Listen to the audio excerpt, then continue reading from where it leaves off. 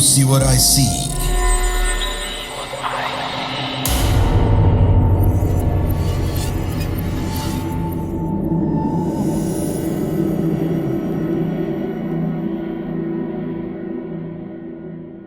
Assalamualaikum, halo warga desa Sukawedi. Perkenalkan, namaku Devi, aku berasal dari Jember, dan ini adalah cerita pertamaku di podcast Do You See What I See.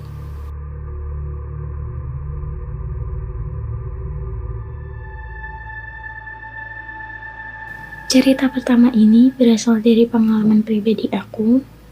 Oh ya, sebelumnya aku mau kasih tahu dulu ke kalian kalau sebenarnya aku ini termasuk orang yang sensitif terhadap mereka, sekalipun aku nggak bisa lihat mereka setiap saat, tapi aku sering banget ngerasain keberadaan mereka. Oke, cerita pertama ini aku alamin pas aku masih kecil. Aku agak lupa sih waktunya itu kapan, tapi kalau aku nggak salah ingat, kejadian ini terjadi pas aku sekitar umur 6-7 tahun. Pokoknya pas aku masih kecil banget lah ya. Jadi gini, dari masih bayi, aku itu selalu tidur sama utiku. Buat kalian yang nggak tahu uti itu apa, uti itu nenek ya. Sebenarnya rumah mama papaku ini bersebelahan sama rumah nenek kakekku. Tepatnya sih di sebelah selatannya rumah nenek kakekku ini. Aku cerita sedikit ya tentang denah rumah utiku ini. Jadi rumah utiku ini menghadap ke arah timur. Ruang tamu dan keluarga itu jadi satu, luas gitu. Jadi nggak ada yang namanya ruang tamu atau ruang keluarga. Jadi kalau misalkan lagi ada tamu ya jadi ruang tamu, tapi kalau nggak ada tamu ya bakal jadi ruang keluarga, ruang kumpul-kumpul keluarga gitu. Kalau mau ke dapur, ada sekat tembok dan ada satu pintu yang cuma ditutup selambu. Jadi nggak ada pintunya gitu, nggak ada dot pintunya, jadi cuma ditutupin selambu. Selambu ini tuh mungkin kalau yang kalian tahu tuh gorden ya. Nah, di rumah ini itu ada 3 kamar. Kamar pertama yang di bagian depan itu kamar tanteku. Ya, karena tanteku anak terakhir dan pada saat aku kecil itu dia belum menikah, jadi masih tinggal serumah sama utiku. Nah, di sebelah kamar tanteku ini, alias kamar tengah itu kamar mas pupuku. Oh ya, jadi pintu kamar tengah ini bersebelahan sama pintu menuju dapur. Jadi kalau pintu kamar ini menghadap utara atau selatan, nah pintu dapur ini menghadap timur atau barat gitu. Udah kebayangkan? Mudah-mudahan udah ya. Jadi di bagian dapur itu ada satu kamar tidur, yaitu kamar uti sama kakekku. Dan di sebelah kamar uti itu ada kamar mandi. Dan di belakang rumah itu ada sumur pribadi. Dan di belakang itu bagian sumur itu bisa menghubungkan rumah uti sama rumah mamaku dan rumah mbakku yang satunya yang ada di sebelah utaranya rumah uti. Jadi posisi rumah utiku itu ada di tengah-tengah dan sumur itu persis di belakang rumah uti. Dan belakang rumahku itu banyak rumah tetangga yang lain, jadi rumahnya itu saling membelakangi lah gitu. Jadi memang karena rumahku ini ada di tengah kota, bukan perumahan sih, tapi lebih ke perkampungan gitu, tapi ada di tengah kota. Udah ya perkenalannya. Jadi oke, langsung ke cerita ya. Jadi kan aku udah cerita kalau aku selalu tidur sama uti. Nah, aku sama uti itu selalu tidur di ruang keluarga. Jadi emang gak pernah tidur di kamar. Gak tau kenapa, tapi memang dulu aku tuh paling gak bisa kalau tidur di kamar. Jadi makanya aku selalu tidur di ruang keluarga. Jadi aku kasih tahu posisi tidurku dulu ya. Aku tidur di ruang keluarga di depan TV. Nah, posisi TV itu ada di pojok sebelah selatan, tapi TV-nya itu menghadap ke sebelah timur. Uh, terus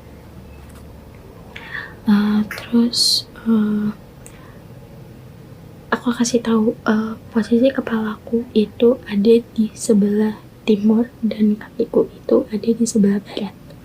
Nah, dan di sebelah kananku itu pintu kamar tengah yang ditempatin sama mas pupuku. Dan aku selalu tidur di sebelah tembok dan selalu menghadap ke tembok. Jadi aku tuh bisa dibilang aku tidur di sebelah selatan, di tembok sebelah selatan yang berseberangan dengan kamar mas sepupuku ini, atau di kamar tengah ini. Nah, satu waktu kita tidur nih, kayak biasanya aku sama Tiku di ruang keluarga, tanteku di kamar depan, mas pupuku di kamar tengah, dan kakakku tidur sendiri di kamar belakang. Pokoknya di rumah itu kalau udah waktunya tidur, semua lampu pasti dimatikan, jadi bener-bener gelap gulita. Mau itu lampu bagian luar rumah, lampu kamar, lampu dapur, kamar mandi, ataupun di lampu bagian sumur, itu semuanya selalu dimatikan. Karena emang kita semua itu kebiasaan tidurnya gelap banget, bukan yang remang-remang gitu, enggak, jadi bener-bener gelap banget.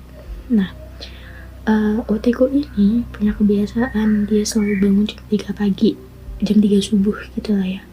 Jadi kalau dia bangun jam 3 itu aktivitas pertamanya itu selalu masak nasi. Karena kan dulu kita masak nasi nggak pakai rice cooker ya, jadi waktu itu untuk masak nasi itu butuh waktu yang lebih lama gitu. Dan kenapa Utiku ini masaknya pagi banget, subuh banget, soalnya kakekku itu dia punya kebiasaan makan, dia punya kebiasaan sarapannya yang pagi banget. Jadi habis subuh, biasanya setelah subuh itu sekitar jam 4:30 ya, itu dia tuh selalu sarapan. Dia udah mulai sarapan, karena jam 6 pagi itu Utiku dan kakekku itu selalu harus udah pergi kerja gitu. Jadi makanya kenapa Utiku tuh selalu masak nasi itu jam 3 subuh, dan setelah subuh dia selalu udah mulai masak-masak untuk sarapan. Nah, aku itu punya kebiasaan juga, jadi kalau Utiku bangun, aku tuh selalu ikut bangun juga gitu. Sekalipun Uti gak ngebangunin aku pasti selalu ikut bangun. Dan biasanya kalau aku masih ngantuk, aku selalu pindah tidur di dapur. Jadi aku nemenin Utiku masak sekalipun sambil tidur. Nah, suatu hari aku tuh kebangun gitu. Dan pas aku bangun itu, aku lihat sebelah aku dan Uti udah gak ada.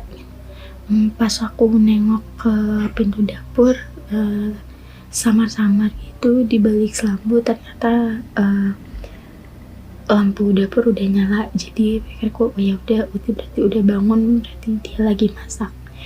Kan biasanya aku ikuti ke dapur dong, ikut pindah tidur gitu lah ke dapur, nemenin Uti masak ya, meskipun sambil tidur.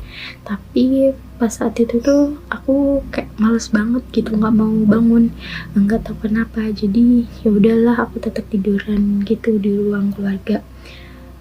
Kan posisi aku pada saat itu tuh lagi telentang ya kalau nggak salah. Jadi aku tuh coba ubah posisi tidur aku jadi ngebelakangin tembok. Otomatis aku ngadep ke pintu kamar itu kan, ngadep ke pintu kamar tengah.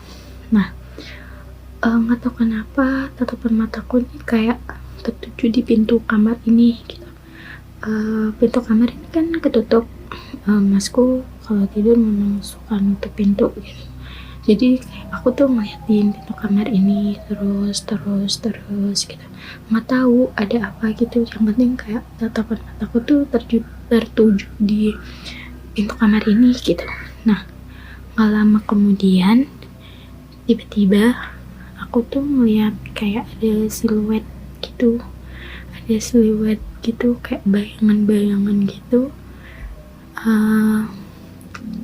yang lama-kelamaan itu menjadi jelas banget. Aku takut, jujur aku takut ya, gimana nggak mau takut coba. Anak usia 6-7 tahun tiba-tiba ngelihat kayak gak tahu dari mana tiba-tiba ada orang gitu. Sebenarnya sosok ini tuh wujudnya tuh kayak anak kecil. Kalau dibilang gede ini sih nggak gede-gede banget, cuma kalau dibandingin sama aku waktu itu kayaknya dia ini lebih gede daripada aku gitu. Nah dia itu awalnya itu yang aku lihat cuma bayangan, tapi bayangan jelas. Bayangannya bener-bener kayak bayangan anak kecil gitu. Nah tapi lama-kelamaan bayangan ini berubah menjadi sosok yang bener-bener aku lihat dengan jelas, sejelas aku melihat manusia. Kalau bisa aku deskripsiinnya itu, dia itu punya rambut pendek sebahu, matanya gede banget, lebih gede dari mata manusia normal, manusia pada umumnya.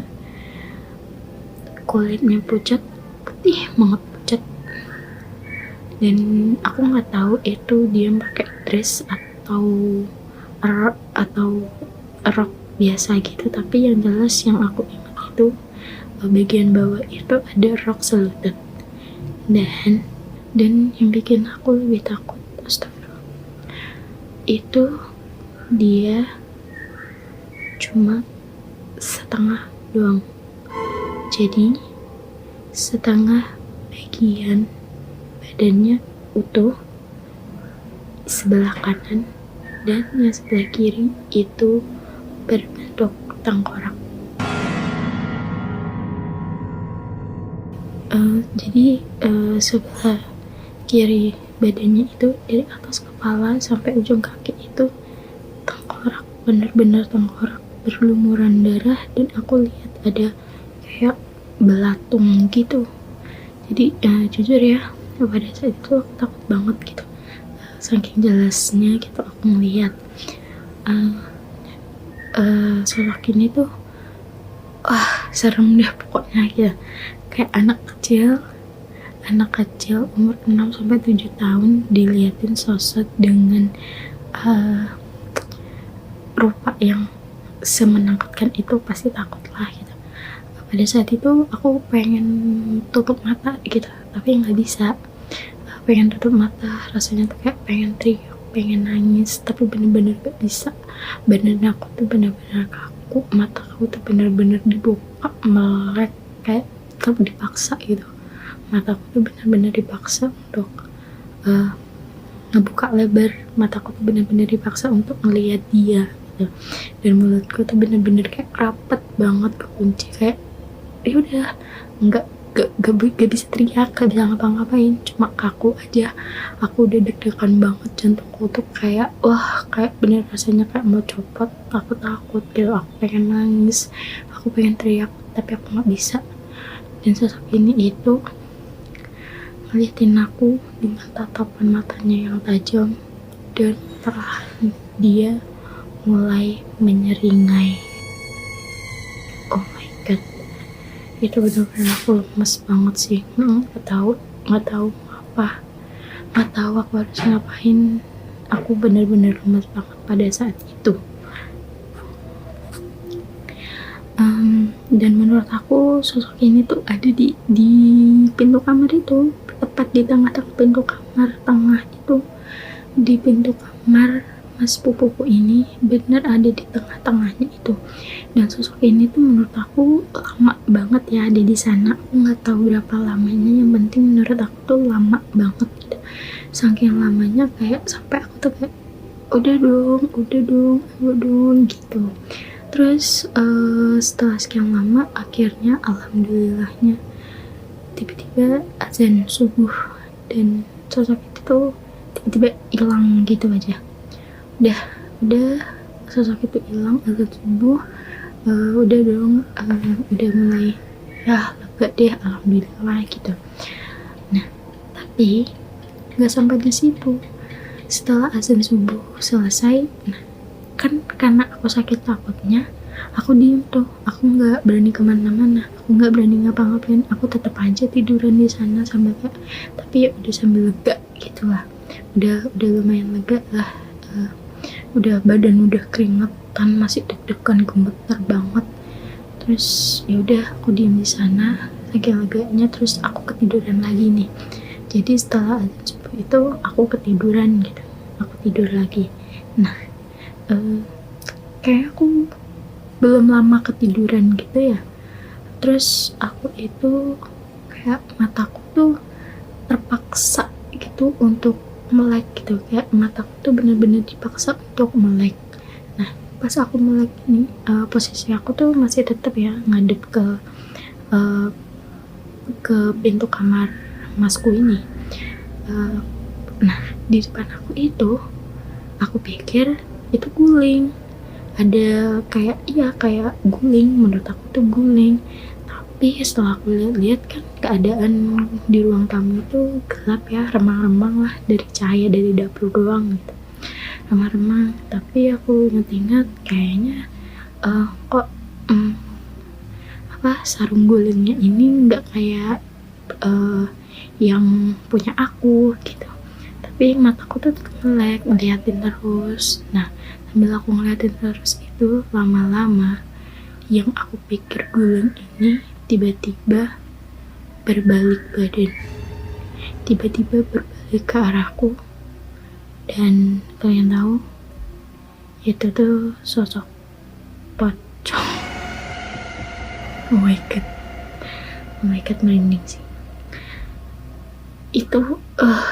Sumpah itu aku jelas banget, bener-bener bisa ngeliat jelas banget. Mukanya itu gosong, matanya tuh merah, dan kain yang dia pakai itu bener-bener lusuh banget, kotor, warna putih-putih kecoklatan gitu, kayak habis kena tanah-tanah gitu ya. Ya udah gitu. Terus ya gimana ya, itu bener-bener tepat di depan mataku, dan aku tuh bener-bener takut gitu. Sama seperti sebelumnya, aku pengen teriak, aku pengen nangis, aku pengen tutup mata, tapi aku gak bisa.